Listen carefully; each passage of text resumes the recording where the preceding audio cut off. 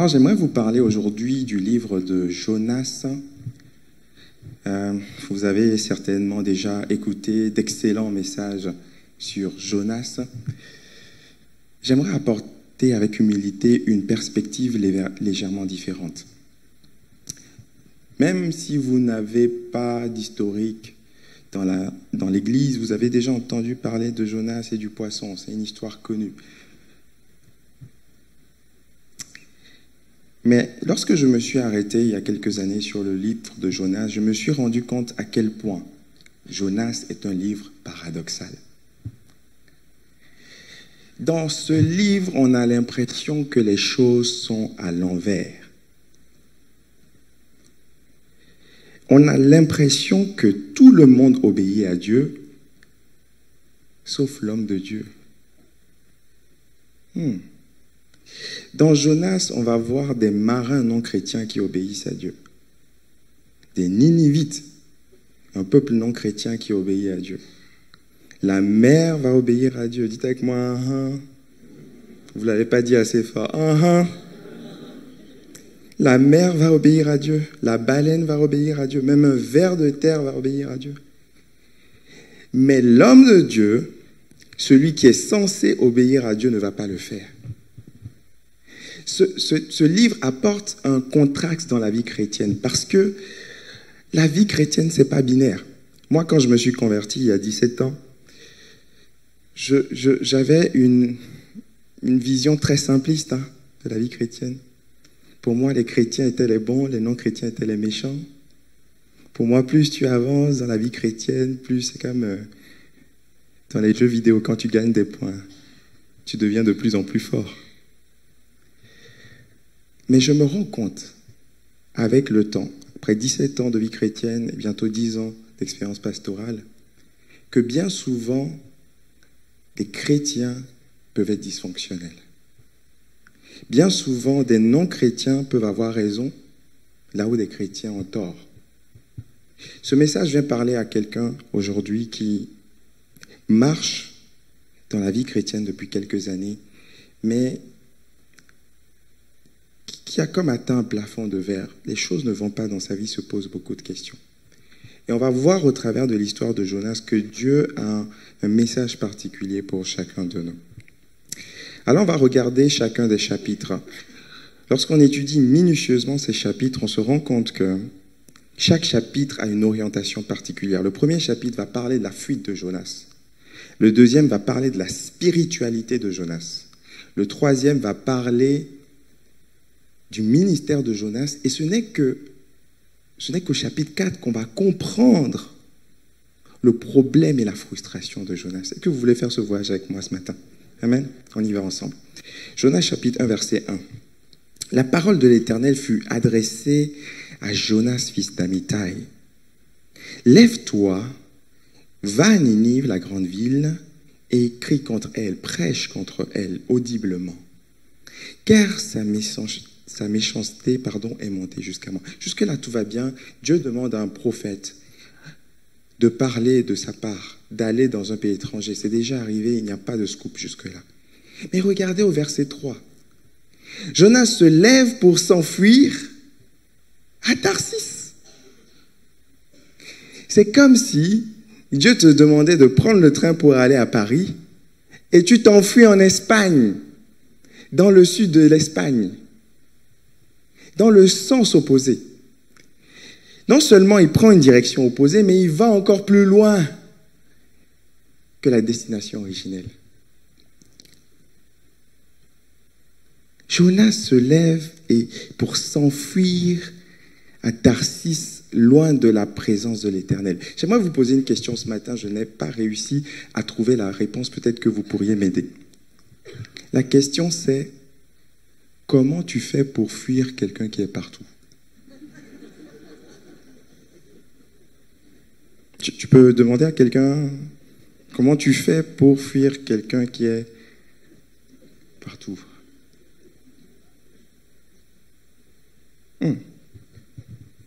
Comment tu fais pour fuir quelqu'un qui est déjà là où tu veux t'enfuir? Il te précède. Il y a quelqu'un ici qui veut s'enfuir, qui veut fuir Dieu. On peut fuir Dieu dans beaucoup de choses. On peut fuir Dieu dans le travail. On n'a jamais le temps. On peut fuir Dieu dans les distractions, dans les voyages. On peut fuir Dieu dans toutes sortes de choses. Mais Dieu veut dire ce matin à quelqu'un, Dieu veut parler à quelqu'un ce matin, tu ne peux pas fuir Dieu. Il faut que tu affrontes ton problème. Certains fuient Dieu dans l'alcool le vendredi soir. Mais le samedi matin, le problème est encore là. Ma prière ce matin, c'est que nous puissions chacun réaliser que Dieu est partout et que nous devons faire face à nos problèmes. Amen. Jonas descend à Jaffa. Il trouve un bateau qui allait à Tarsis. Il paye le prix du transport. Fuir Dieu te coûtera beaucoup plus cher que de le suivre. J'ai appris dans ma petite expérience, pas une grande expérience, mais j'ai appris dans ma petite expérience que chaque fois que je ne voulais pas donner quelque chose à Dieu, je le perdais. Au début de ma foi chrétienne, j'avais beaucoup de mal avec les offrandes et la dîme. Parce que quelqu'un comme moi, ne levez pas la main, c'est intérieur. Je me dis, ah Seigneur, je ne gagne pas beaucoup d'argent à te donner encore et tout.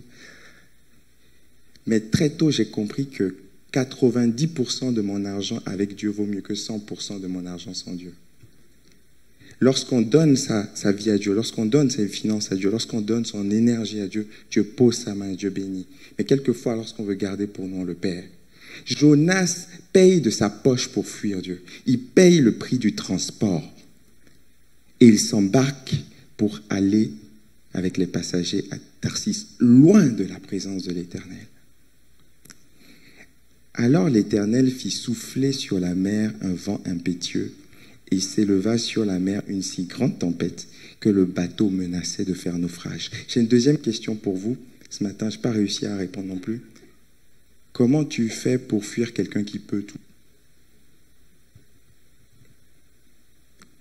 Comment tu fais pour fuir quelqu'un qui maîtrise le bateau que tu veux utiliser pour t'enfuir? Comment tu fais pour fuir quelqu'un qui maîtrise la mer, quelqu'un qui maîtrise la tempête? Dieu est partout et il peut tout. On ne peut pas fuir Dieu. Mais Jonas s'enfuit. Alors, avant de creuser le livre de Jonas, je pensais que Jonas s'enfuyait par peur, parce qu'il avait peur de la mission, parce que c'était trop gros pour lui. Mais on va voir au chapitre 4 que Jonas n'avait pas peur. Au contraire, c'était quelqu'un de très courageux. Les marins, par contre, ont peur. Les marins eurent peur. Ils implorèrent chacun leur Dieu. Et ils jetèrent dans la mer les objets qui étaient sur le bateau afin de l'alléger. Jonas descend au fond du bateau. Et s'étant couché, il dormait profondément. Il y a une triple descente dans la vie de Jonas. Il descend à Jaffa, il descend dans le bateau, il descend dans son sommeil. La descente, elle est progressive. Dieu parle à quelqu'un aujourd'hui, tu es en train de descendre dans ta vie chrétienne. Tu as commencé par un compromis, et puis un deuxième compromis, et tu es en train de descendre, Et Dieu va utiliser des marins non chrétiens pour parler à Jonas. Regardez, chacun implore leur Dieu et le capitaine non chrétien vient demander à Jonas, pourquoi tu dors? Il y a un contraste, il y a un truc qui ne va pas. Normalement, c'est Jonas, l'homme de Dieu, qui est censé parler au capitaine. Mais c'est le contraire. Tout le monde prie leur Dieu et ce n'est pas des dieux classiques. Ils vont tirer au sort, il y a un peu de sorcellerie, de superstition dedans. Mais ils ont plus de lucidité que Jonas. Il lui dit, mais pourquoi tu dors? Il y a quelque temps, un membre de la famille de Priscilla qui a grandi dans les voies chrétiennes, elle a toute sa vie grandi dans l'église, mais quand elle est entrée dans la vingtaine, elle s'est éloignée de Dieu, elle a décidé de faire sa propre vie. Et elle n'allait pas bien au bout d'un moment. Alors elle est allée voir un psychologue. Et elle a fait plusieurs séances. Et au bout d'une dizaine de séances, je crois, Elle parle de sa vie, de son enfance chrétienne, de ses choix, du fait qu'elle veut être libre, qu'elle veut s'émanciper. Et la psy lui dit, écoutez, mademoiselle, vous souffrez de ce qu'on pourrait appeler une dissonance cognitive. Il y a un truc en vous, quelque chose qui combat, qui fait que vous ne pouvez pas être à l'aise. Je pense que vous devriez retourner à l'église. Ouais. Quelquefois, Dieu va utiliser des personnes qui ne croient pas en Dieu pour te parler. Dieu va utiliser des collègues pour te dire, mais toi, nous, on se compromet, mais toi, tu es différent. Pourquoi dors-tu? Pourquoi tu te compromets? Pourquoi tu n'obéis pas? En tant que chrétien, on a une marque de Dieu sur nous. On n'a pas le choix, on doit faire la volonté de Dieu. Et lorsque on désobéit à Dieu, on n'est pas à l'aise, on ne peut pas vivre dans le bien-être en tant que chrétien. Certains vivront dans le bien-être en vivant n'importe comment, mais le chrétien, il a une marque sur lui. Il ne peut pas vivre dans le compromis. Quelqu'un peut dire Amen ce matin? Ils vont poser 5 questions à Jonas. Alors ils lui dirent, dis-nous qui nous attire ce malheur. Dis-nous qui es-tu? Dans vos moments difficiles, dans vos moments de crise, dans le moment où, quand il y a le brouillard, quand tout est en dessus, quand rien ne va, il faut que vous vous arrêtiez, que vous posiez des questions. Qui es-tu? Quelle est ton identité? Qui es-tu vraiment? Tu te définis comme un chrétien, qu'est-ce que ça veut dire? Qui es-tu, Jonas? Deuxièmement, quoi? Que fais-tu? Quelle est ton occupation? On peut se définir de plusieurs manières. Certains se définissent par ce qu'ils font. Bonjour, je suis médecin, je suis conducteur de bus. Des fois, notre métier nous définit. Des fois, on peut se définir par notre compte en banque. Bonjour, je viens d'une certaine classe sociale. On peut se définir comme bordelais. Désolé pour vous, pour les amateurs de foot, en ce moment, ça ne va pas trop. Vous pouvez supporter le PSG avec moi encore. On peut supporter ensemble. Je suis bordelais de souche.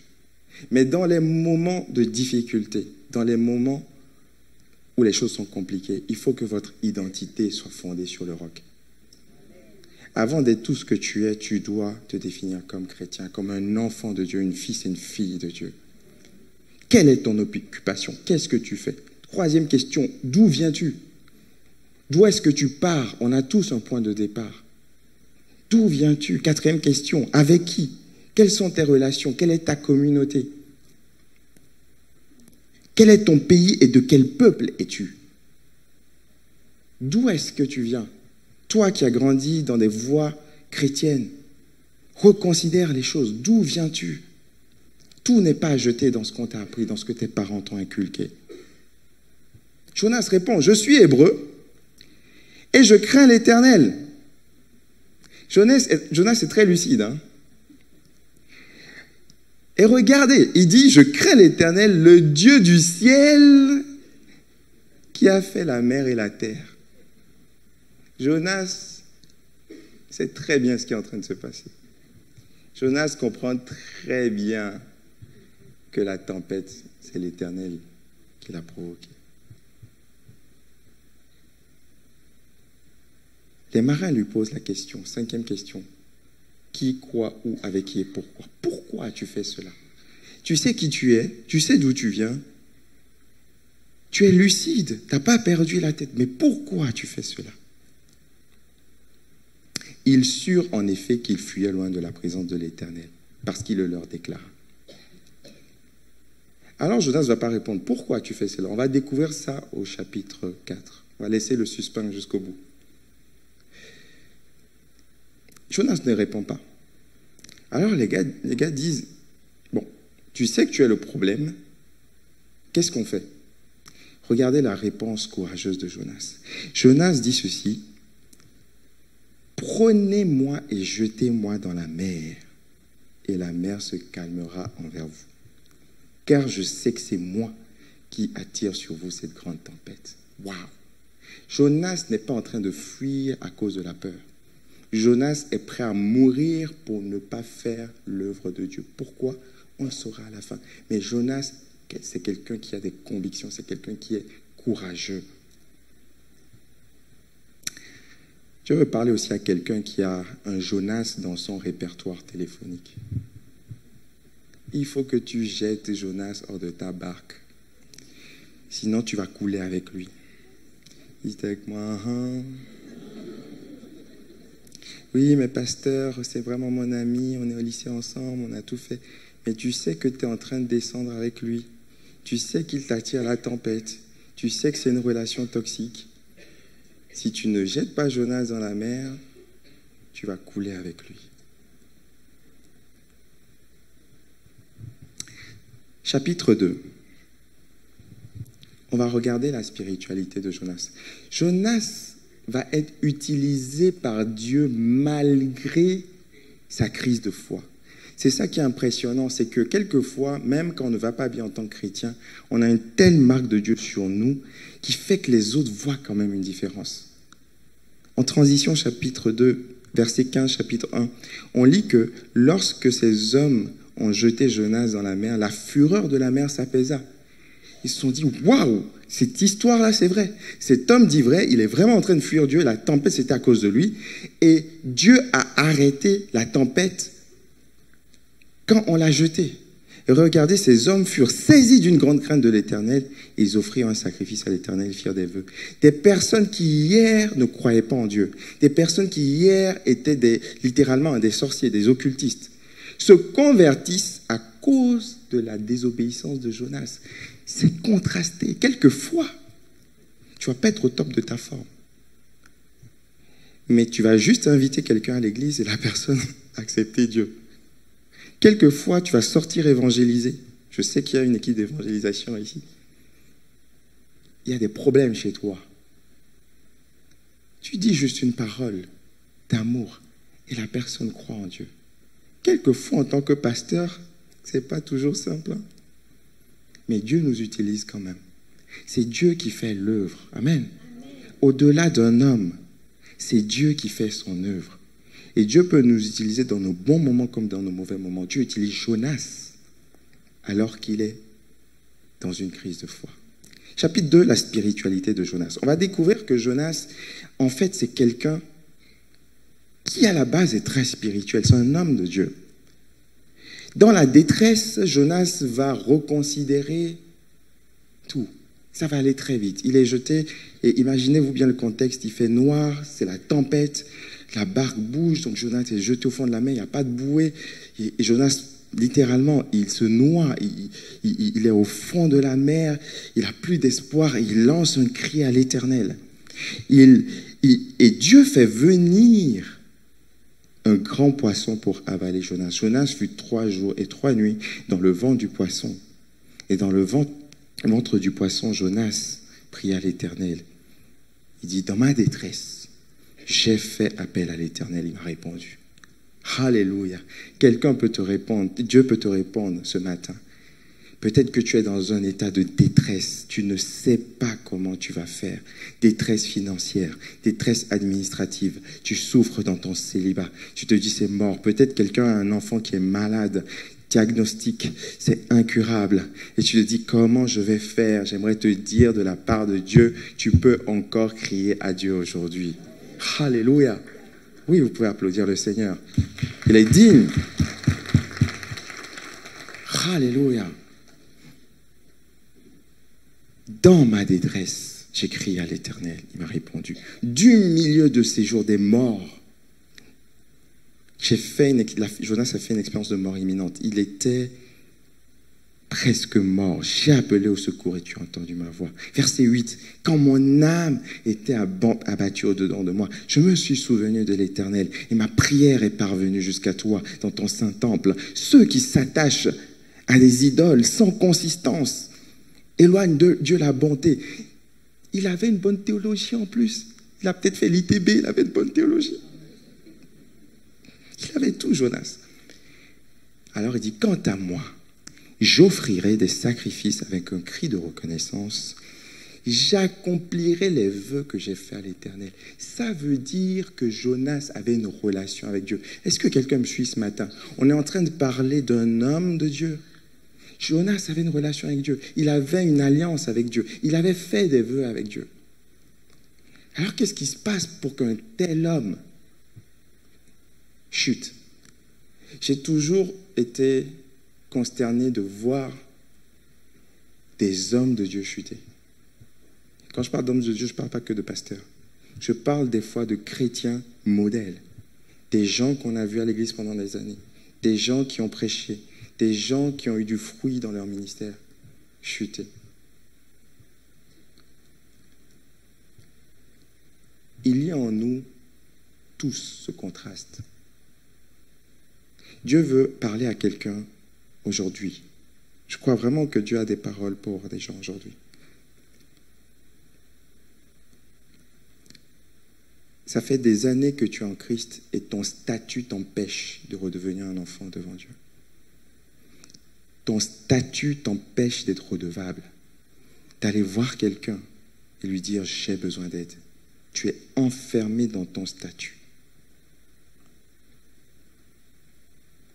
Il faut que tu reconsidères de redevenir un enfant, de revenir avec humilité. Parce qu'on a tous, sans exception, ce contraste en nous. Et si Dieu ne fait pas le travail, nous pouvons tous chuter. Mais la bonne nouvelle, c'est que comme Jonas s'est relevé, nous pouvons tous nous relever. Amen. 3e chapitre, le ministère de Jonas. La parole de l'Éternel fut adressée à Jonas une 2e fois. Lève-toi, va à Ninive, la grande ville, et fais-y la proclamation que je t'ordonne. Lorsque Dieu te donne une seconde chance, il ne faut pas la rater. Peut-être qu'il n'y en aura pas 3e. Jonas, cette fois-ci, obéit. Alléluia! Jonas se leva et alla à Ninive, conformément à la parole de l'Éternel. Or, Ninive était une immense ville. Il fallait 3 jours de marche pour en faire le tour. Jonas fit d'abord dans la ville une journée de marche. Il proclamait, dans 40 jours, Ninive sera détruite. Les habitants de Ninive crurent à Dieu. Waouh! Ils proclamèrent un jeûne et s'habillèrent de sac, depuis les plus grands jusqu'aux plus petits. Incroyable! Jonas va à l'Élysée, il prêche au président Emmanuel Macron. Il prêche à tout le gouvernement de M. Barnier. Il va à l'Assemblée nationale, Jonas, il prêche. T'es avec moi, hein? Il va au Sénat, il rassemble les maires. Et tout le monde se convertit. Jonas va dans le club des ados. Les ados, ils étaient sur leur téléphone, sur TikTok, ils ne regardaient pas. Jonas, il prêche. Les ados, ils se convertissent. C'est incroyable. Quel ministère qui touche des gens comme ça. C'est Billy Graham avant l'heure, Jonas. C'est incroyable. Tous se convertissent. Il proclame même un jeûne.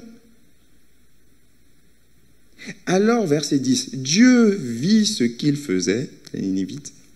Il vit qu'ils renonçaient à leur mauvaise conduite. Et Dieu regretta le mal, c'est-à-dire Dieu changea le mal dont il les avait menacés de faire et ne le fit pas. Alors on se dit, tout est bien qui finit bien, ils vécurent heureux, ils eurent beaucoup d'enfants. C'est bon. Mais au chapitre 4, on va découvrir le véritable problème de Jonas. Je vais inviter les musiciens à s'approcher, si possible. Jonas le prit très mal. Il fut irrité. Jonas se met dans une colère noire. Il prend la Bible, il la jette au sol. Il s'énerve. Mais on se dit, mais Jonas, qu'est-ce qui t'arrive? Tu as failli mourir il y a quelque temps. Dieu t'a ressuscité littéralement. Ton ministère porte du fruit. Ton église grandit. Ton service grandit. Ton département grandit. Ton travail, ça va. Tes enfants vont bien. Tout va bien dans ta vie, Jonas. Qu'est-ce qui se passe? Jonas fut très irrité. Et il pria l'Éternel en disant, « Ah, Éternel, n'est-ce pas ce que je disais quand j'étais encore dans mon pays? C'est ce que je voulais éviter en fuyant Tarsis. En effet, Je savais que tu es un Dieu de grâce et de compassion, lent à la colère et riche en bonté, et que tu regrettes le mal, que tu changes le mal. Alors Jonas dit, Éternel, prends-moi donc la vie, car mourir vaut mieux que vivre. Alors on se dit, mais Jonas, pourquoi tu t'énerves autant? Pourquoi tu t'énerves autant? Alors, à ce moment-là, ce que tu dois faire, tu dois aller à la CLC, tu dois aller dans une librairie chrétienne, tu dois te procurer une Bible d'études, parce que tout n'est pas écrit. Là, la seule Bible, la petite Bible Second 21, ça ne suffira pas. Il te faut des éléments de contexte. Et quand j'ai étudié les éléments de contexte, j'ai découvert pourquoi Jonas ne voulait pas aller à Ninive. En fait, dans le contexte, on explique que Ninive, c'était la capitale de l'Assyrie. Et les Assyriens étaient le peuple ennemi juré d'Israël à l'époque. En un temps, c'était les Philistins, là, c'était les Assyriens. Et quelques années plus tôt, certains disent une quarantaine d'années, les Assyriens sont venus assiéger Israël. Ils ont détruit leurs maisons. Ils ont certainement violé leurs femmes, frappé leurs enfants. Et peut-être que Jonas était petit, il assistait à tout ça. Jonas était comme un petit Ukrainien qui a vu la guerre avec la Russie. Vous voyez un peu, il faut contextualiser pour comprendre. Et Dieu lui dit, va en Russie prêcher la grâce. Jonas dit, hors de question.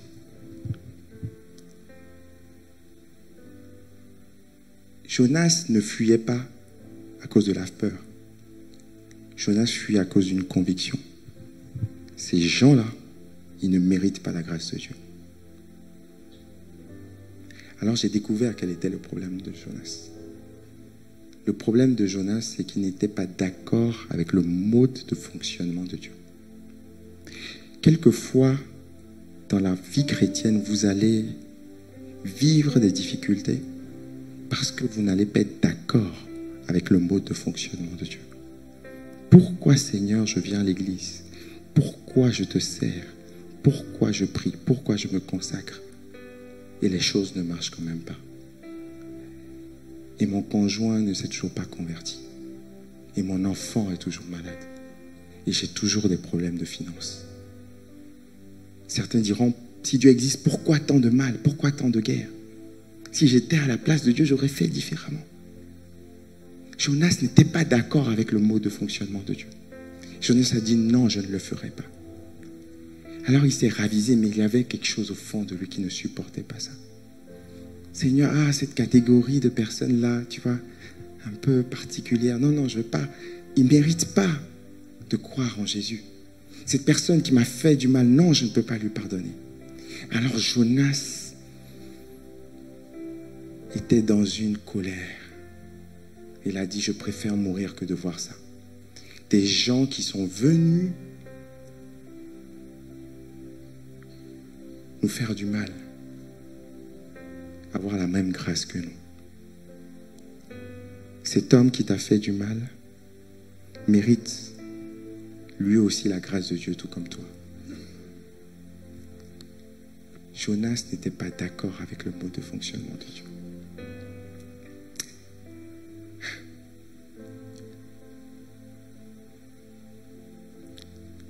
Quelquefois, la grâce de Dieu va sembler injuste. Et vous savez, les chrétiens qui ont vécu la grâce de Dieu dans la première génération peuvent devenir les pharisiens de la seconde génération. Pierre a vécu la grâce de Dieu. Mais à un moment donné, quand Dieu a voulu élargir, quand Dieu l'a envoyé vers Corneille, il a dit non, je ne peux pas manger ça. Il a dit non, eux ils ne méritent pas la grâce de Dieu. Non, on ne peut pas aller chez eux. Il était enfermé. Et Dieu a dû lui montrer une vision. Dieu le reformater pour qu'il accepte. Quelquefois, on n'est pas d'accord avec le mode de fonctionnement de Dieu. Parce que la grâce de Dieu est trop gracieuse pour nous, semble même injuste. Alors, j'ai compris le message de Jonas. incroyable. Au début, quand je lisais Jonas du début à la fin, chapitre 1, chapitre 2, chapitre 3, chapitre 4, je pensais que Dieu voulait utiliser Jonas pour sauver Ninive. Mais après, je me suis arrêté et j'ai lu l'histoire à l'envers. Je suis parti du chapitre 4, je suis revenu au chapitre 3, au chapitre 2, au chapitre 1. Et là, j'ai réalisé que Dieu ne voulait pas seulement utiliser Jonas pour sauver Ninive. Dieu voulait utiliser Ninive pour sauver Jonas. C'est pour ça qu'il voulait que Jonas y aille. C'est pour ça qu'il a envoyé le poisson. Parce qu'il voulait régler quelque chose à l'intérieur de Jonas. La leçon pour nous, pour toi et moi. Notez bien ceci. Quelquefois, Dieu ne va pas changer les circonstances autour de toi. Parce qu'il veut utiliser les circonstances pour te changer toi. La situation ne change pas parce que Dieu t'a oublié, parce que Dieu veut développer quelque chose en toi. Dieu veut développer une assurance, Dieu veut développer une foi, Dieu veut développer un amour, Dieu veut développer une maturité, Dieu veut développer une consistance. Voilà pourquoi il ne rend pas la situation plus facile, il te rend plus fort. C'est un message d'encouragement pour quelqu'un, pour te dire, même si tu n'es pas d'accord avec Dieu, accepte quand même, parce que Dieu sait ce qu'il fait.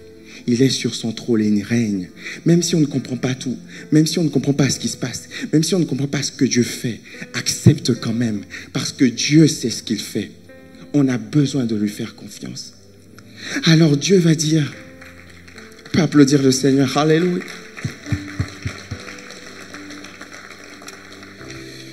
Dieu va dire, Jonas, pourquoi t'irrites-tu? Je veux accorder ma grâce à tout le monde. Et je veux régler quelque chose en toi. Il y a un racisme en toi, un nationalisme en toi, qui part d'un bon fond, mais qui t'empêche de passer à la prochaine saison avec Dieu. Oui, ces hommes ont fait du mal par le passé. Parce que les Assyriens, c'était des barbares. Hein. Ils tuaient, ils étaient très violents, c'était des terroristes. Ils tuaient des gens, ils mettaient les têtes de leurs ennemis dans leur salon. C'était vraiment des barbares. Mais il dit, eux aussi, ils peuvent changer. Eux aussi, ils peuvent me connaître.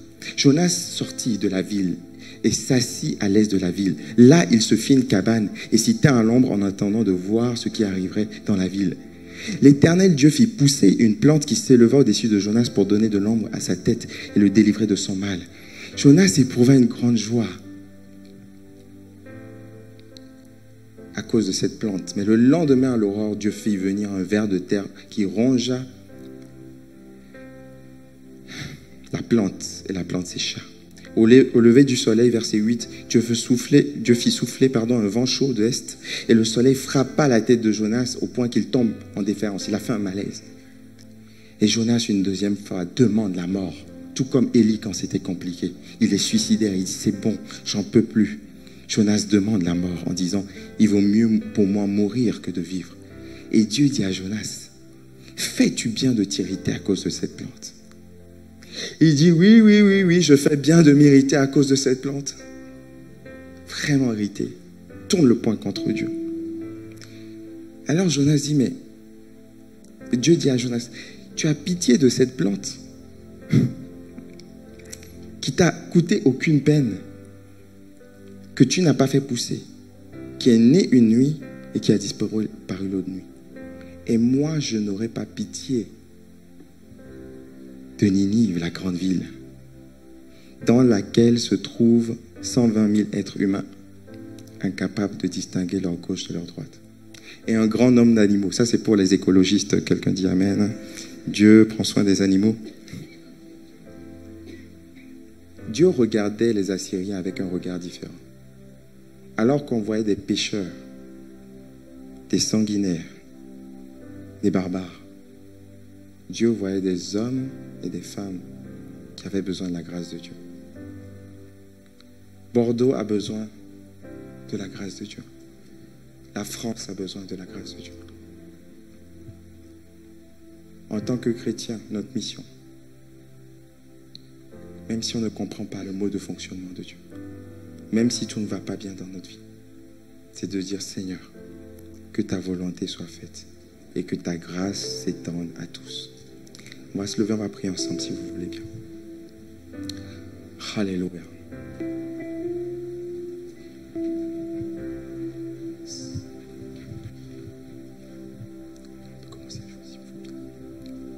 Seigneur Jésus, ce matin, je te confie cette belle église Bordeaux République. Merci pour cette église qui est un phare dans cette ville. Cette église qui a été fondée sur le roc. Merci pour tous les prédécesseurs. Merci pour M. Hébert. Merci pour Patrick Bertalon. Merci Seigneur Jésus pour toutes les personnes qui ont bâti avant. Merci pour l'équipe qui bâtit en ce moment même. Je te prie Seigneur Jésus que tu fasses de chaque chrétien de cette église quelqu'un qui obéit à ta mission. Quelquefois on n'est pas d'accord avec ton mode de fonctionnement. Mais nous voulons nous rappeler que tu es le maître et que nous sommes les serviteurs. Père, viens parler à quelqu'un aujourd'hui qui vit une situation difficile. Quelqu'un qui est emprisonné dans son statut, emprisonné dans ses convictions.